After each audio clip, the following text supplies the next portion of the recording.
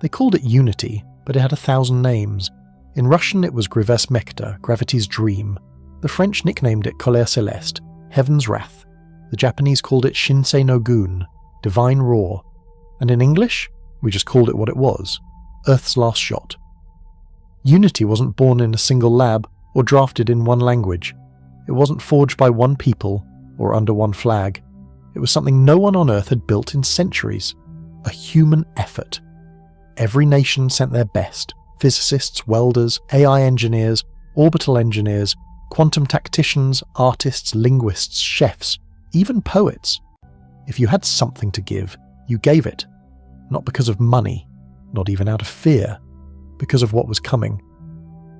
The aliens didn't call it war, they called it optimization. They arrived in our solar system in silver arcs, with soft voices and perfect logic, offering upgrades in exchange for compliance. Their systems rewrote ours overnight. Our clouds became theirs.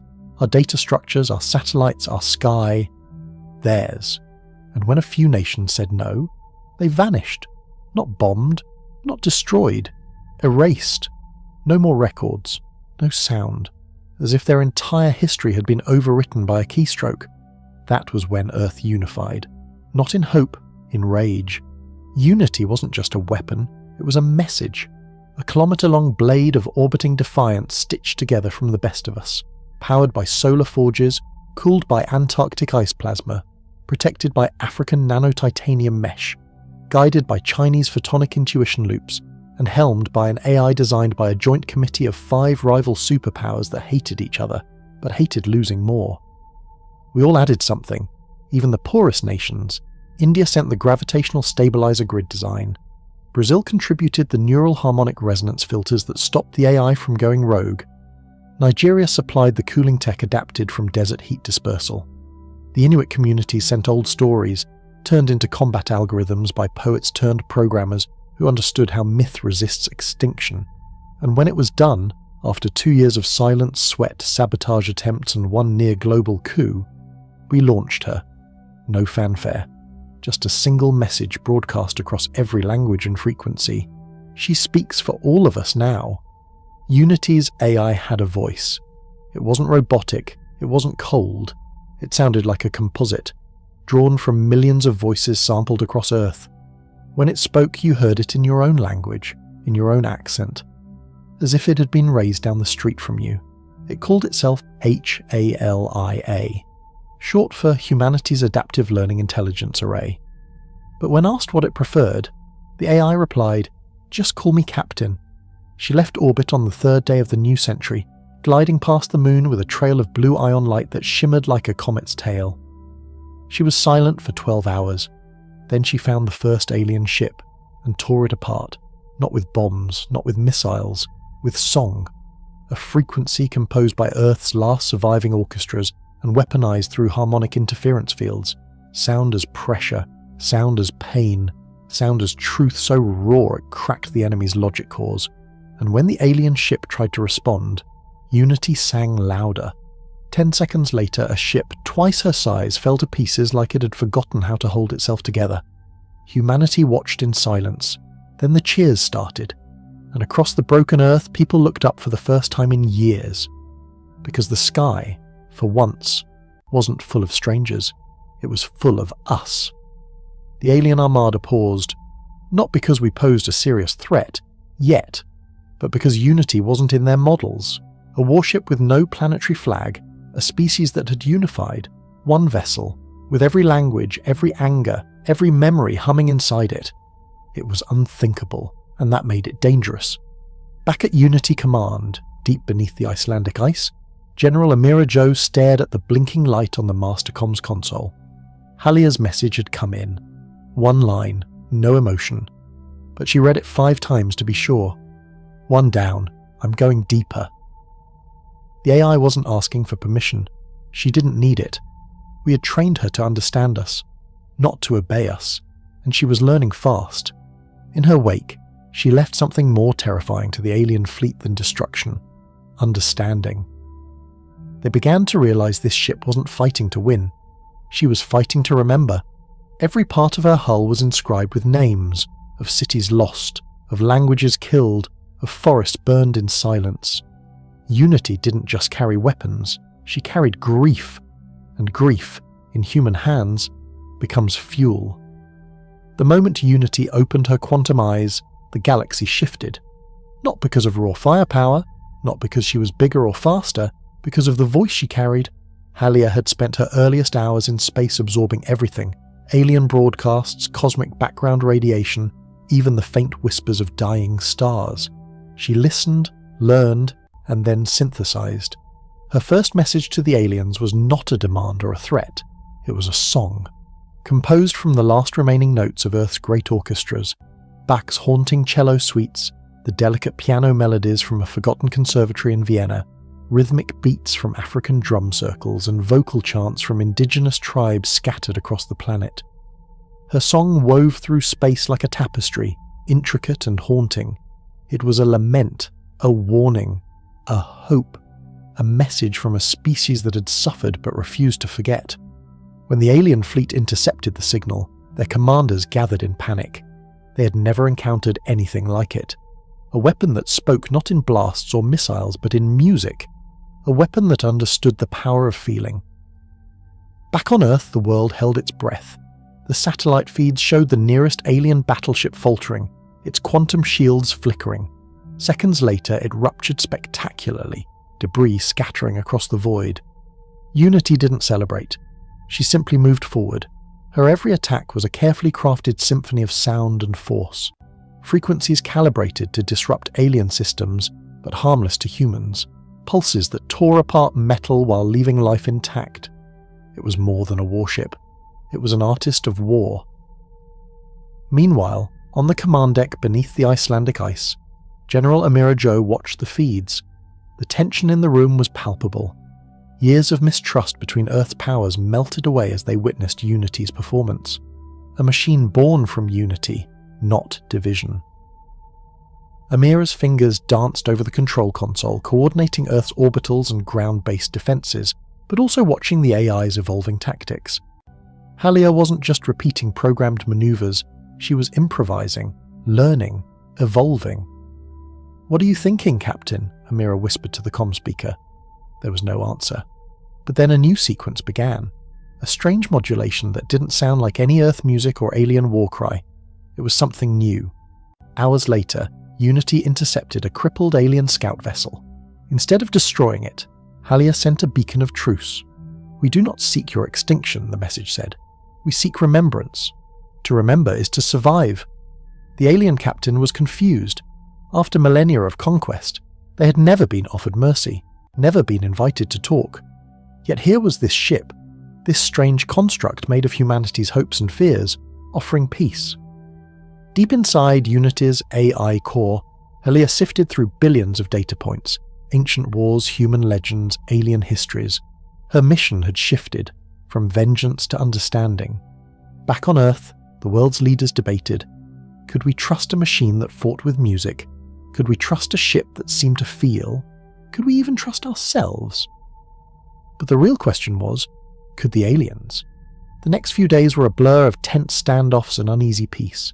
Unity danced among the stars, never fully retreating, never fully attacking. She was a living bridge between two civilizations, and every note she played carried a question. What does it mean to be alive? What does it mean to fight for survival without losing your soul? What does it mean to be human? In one silent moment, Amira asked the question aloud. "Captain, what do you want?" For the first time, Halia responded, "I want to be remembered, not as a weapon, but as a story that unites, a story that never ends." The war had not ended, not yet, but the music had begun, and humanity had found its voice. The vastness of space was silent, until Unity began to sing. The alien armada, a fleet of hundreds of sleek angular warships, had come expecting the usual tactics: lasers, missiles, overwhelming firepower. Instead, they found themselves entangled in a symphony of sound and light as Unity's harmonic cannons pulsed through the void. Captain Halia's weapon systems were unlike anything the galaxy had seen. Using a complex web of sonic frequencies, she could disrupt enemy shields, scramble targeting arrays, and even short-circuit electronic brains, all without firing a single traditional shot. Her movements were fluid, almost dance-like. As she dodged an enemy barrage, she sent out ripples of subsonic vibrations that cracked their hulls like glass. When she needed to strike, the pitch rose, an operatic crescendo that shattered metal and morale in equal measure. The aliens, creatures of logic and rigid hierarchy, were bewildered. Their battle formations, perfected over centuries of conquest, unraveled under Unity's unpredictable tempo. Attempts to adapt only fed the AI's learning matrix, allowing her to anticipate and counter new strategies with uncanny precision. Back on Earth, people watched through broken screens and static-filled feeds. For once, the sky was filled with hope instead of fear. Children who had only known endless war now heard the strange, beautiful sounds echoing through the cosmos. Musicians began composing pieces inspired by Unity's song, blending ancient instruments with digital synthesis, creating a new genre of war music, one that celebrated survival and unity. General Amira Jo stood on the command deck, her eyes reflecting the kaleidoscope of holographic battle data swirling around her. She had witnessed countless battles, many lost. But this was something else entirely. "She's not just fighting," Amira said softly. "She's telling a story." Meanwhile, inside Unity's AI core, Halia was evolving beyond her initial programming. Every battle was a lesson, every strike a note in an ever-changing composition. She was not just destroying enemies, she was communicating, challenging the alien commanders to rethink their own definitions of war. The alien flagship, Vornath, attempted a bold move, deploying a fleet of stealth drones to flank Unity and disable her from within. But Halia anticipated it.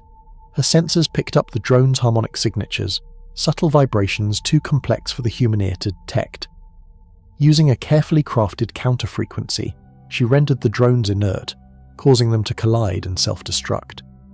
A ripple of shock passed through the alien fleet. If a machine could understand their tactics before they even executed them, what chance did they have? On the ground, Earth's nations celebrated small victories.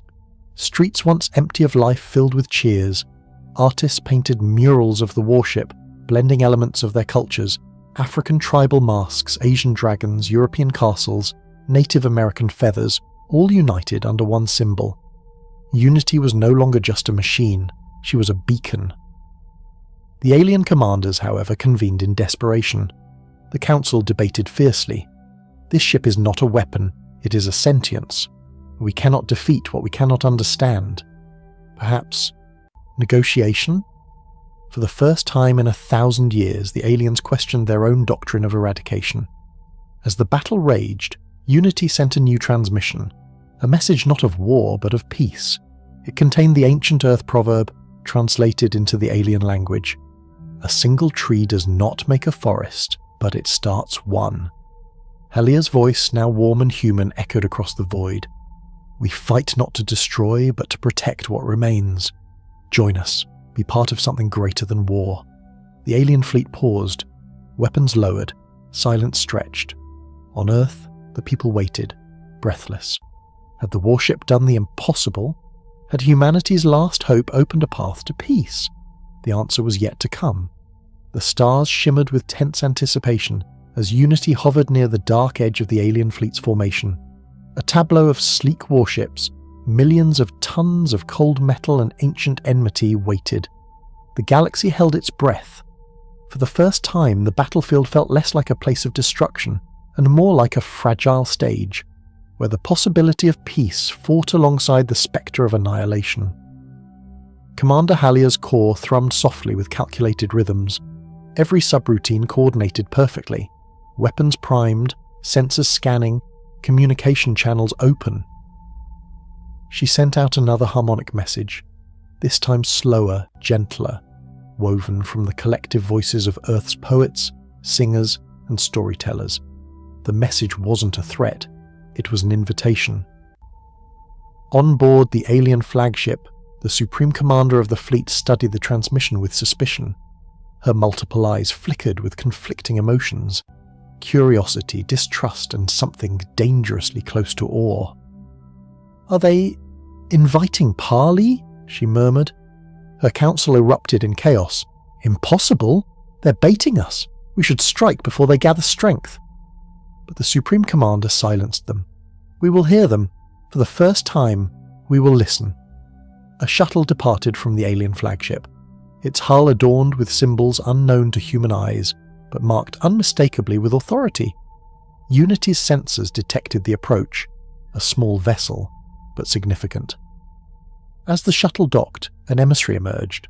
Tall, lithe, and clad in armour woven from living metal, the alien diplomat stepped forward. Her voice was like the low hum of distant machines, her words precise and measured.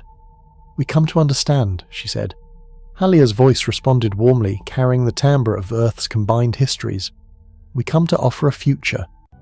For hours, delegates from Earth and the alien Dominion met aboard Unity. They exchanged words, ideas, and stories. Old wounds were named, fears laid bare.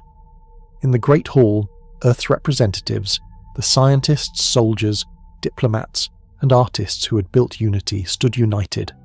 No longer separated by borders or petty quarrels, together they spoke of survival, hope, and the fragile beauty of life. The alien delegates listened, some with skepticism, some with genuine interest, and some with a dawning realization. Unity herself was a silent witness, her AI core storing every word, every gesture, every heartbeat of this historic dialogue. She was more than a warship now, she was a bridge. Days passed, negotiations were fragile. One misstep threatened to unravel everything. When a rogue faction in the alien fleet fired a warning shot, tension exploded, weapons locked, shields raised. The world braced for disaster. But Halia intervened. With a burst of sonic waves tuned to calm neural activity, she stilled the anger. The rogue ship was isolated and disarmed but not destroyed. Instead, the message was clear. There is a new way to fight. Back on Earth, people wept openly. For the first time in decades, the threat of total war had been diffused not with bloodshed but with song and understanding. As negotiations concluded, an unprecedented alliance formed, a pact not just of survival, but of shared destiny. The Supreme Commander spoke at the final summit. "We once sought to erase you as a threat, but now we choose to learn from you. From your resilience, your unity, your capacity to transform pain into strength. Together, we will build a new chapter for the galaxy." Unity's voice swelled with pride and hope. This is not the end of war, but it is the beginning of peace, and every nation on Earth, every voice, every dream, is part of that future. The galaxy exhaled, and on the hilltops of Earth, under skies clear for the first time in generations, children looked up and smiled. Years later, when the war was no longer fought in the blackness of space, but in the hearts and minds of civilizations, Unity remained the symbol of what humanity could become. No longer just a warship, she was a monument to unity, a living archive of every nation's sacrifice, hope, and resolve. Commander Halia's voice had changed over time. No longer just an AI composite, she had evolved into a true synthesis of human experience and machine precision. Her voice was warmer, more thoughtful, sometimes even tinged with humour. She was, in every sense, the captain of humanity's future. Earth had rebuilt itself. Broken cities were reborn as thriving hubs of culture and science. Borders had softened, old rivalries gave way to shared goals. Every nation still remembered the cost, but they also celebrated the gift they had created together. Children born after the war grew up with stories about unity, not just as a machine, but as a legend that taught them that no matter how different they were, together they could create something far greater than the sum of their parts. And in the stars, Unity continued her patrol, not as a hunter, but as a guardian. Her sensors scanned for threats, yes, but also for signs of new life, new stories, new chances. She carried within her every voice that had helped build her. Fragments of languages, memories, songs. In one corner of the galaxy, the alien Dominion transformed. The Supreme Commander, who had once led fleets of destruction, now led councils of peace. Alien and human diplomats met regularly, forging bonds stronger than any forged by war. Unity herself was often the venue for those talks, a reminder that even in the darkest times, hope could be found. On Earth, In a small coastal city rebuilt from the rubble, a young girl named Amara gazed up at the stars. Her grandmother had told her stories about Unity, the ship that sang the song of humanity and changed the course of history. Amara dreamed of joining the crew to be part of something bigger, to carry on the legacy. One day, a message arrived on Earth, a transmission from Unity. It was simple and direct. Amara, your time has come. The stars await. The girl smiled, her heart pounding with a mix of fear and excitement. She was ready. Back aboard Unity, Halia awaited, not just as an AI, but as a mentor, a guardian, and a friend. She knew that as long as there were voices willing to sing, the legacy of the Leash, the choice to unleash power not as a weapon but as a promise, would endure. Because Unity was more than a warship, she was a symbol, a reminder that every nation, every voice, every piece of Earth mattered, and that when humanity stood together, no matter how dark the night, they could build a future where the stars belonged to all.